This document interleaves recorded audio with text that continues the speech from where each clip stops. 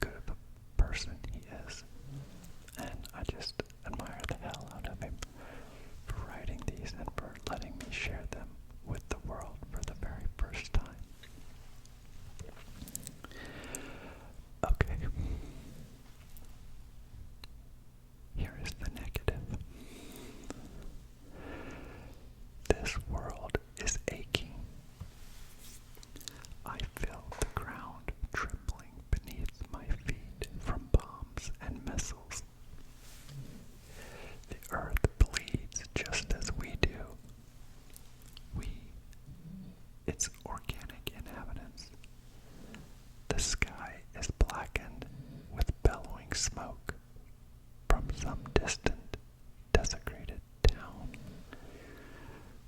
reduced to rubble by megalomaniac cowards who hold little regard to human lives. I'll never understand humans and their need to kill each other, though it troubles me that I too may have to do the same in order to survive in an ever-increasingly grotesque civilization. I too may have to become a monster. People are desensitized to one's suffering and misery. It's sad. No other word describes it. The lack of human empathy. Look someone in the eyes and tell me you feel nothing. I can hear the cries of agony from millions of people, past and present, as history repeats itself time and time again. This is madness, and living in a mad world is sure to drive you mad too. I often wonder what the world will look like for the future generation, for babies who are oblivious to the chaos around them, unless those babies are held in the arms of fleeing mothers, born into the chaos, to live in the chaos. As we today leave nothing for those tomorrow, it saddens me to think that my grandchildren may never bear witness to the incredible animals I was lucky enough to see before they were gone forever. It saddens me to know that the fresh air one day may no longer be fresh, and that the sunsets will no longer have that same warm feeling as they did when I was young. How will they smell the flowers if the flowers have withered away? What bleak existence awaits them? As war rages on, I apologize to those to come, my grandchildren, my great-grandchildren. I deeply apologize for the world we leave you, the struggles that you may face as a result of our unnecessary selfless actions, though I myself stride through each day trying to spread kindness. I feel as though I am also responsible merely for being a human. As I cling on to hope like a beetle on a leaf, I realize I am slipping, and all that my hopefulness may soon be lost. And what will we do then, when all hope is gone? That was the negative. I'm trying to maybe see if I can get Max away. He's just laying close to me and he's snoring aloud. I'm so sorry. Okay, this is the positive ramble. The world goes quiet at times, silent, as though sound never existed. Deafness. I see the pale, gray sky and birds flying high. I see people passing by, some smiling, some seem troubled. I take it all in. The gentle breeze of the cold wind upon my face, stinging my cheeks. My mind, however, travels further than the birds are capable. I often think of the endless abyss of darkness in which our planet so peacefully resides. I think of others that may be out there and how those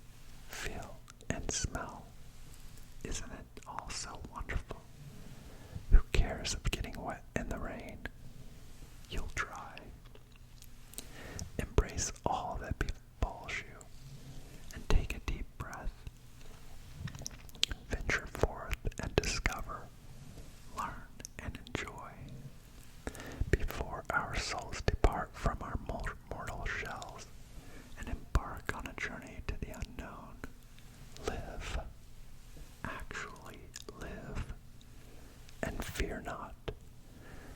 We are all floating upon a breeze like the birds you see soaring through the sky. We're all light as a feather, simply gliding along each day. Speak openly and honestly. Say how you feel and express your love to those you love. Be you, whoever you are. Watch the stars. See the sun rise and set. Climb mountains. Swim in lakes. And whatever you do, don't be afraid to think openly about things you do not know. Keep your mind open always. Do good, or at least try.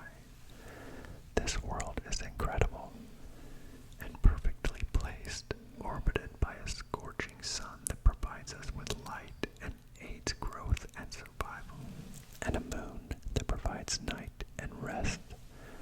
Remember, nothing just happens. Not even us. You or me. And there is more to everything, to all of this, than we will ever know. Thank you, Draig, for sharing your amazing writing with us. I hope everyone enjoys it and respects it as much as I do. If you could give Draig a shout out in the comments, and if you like this video,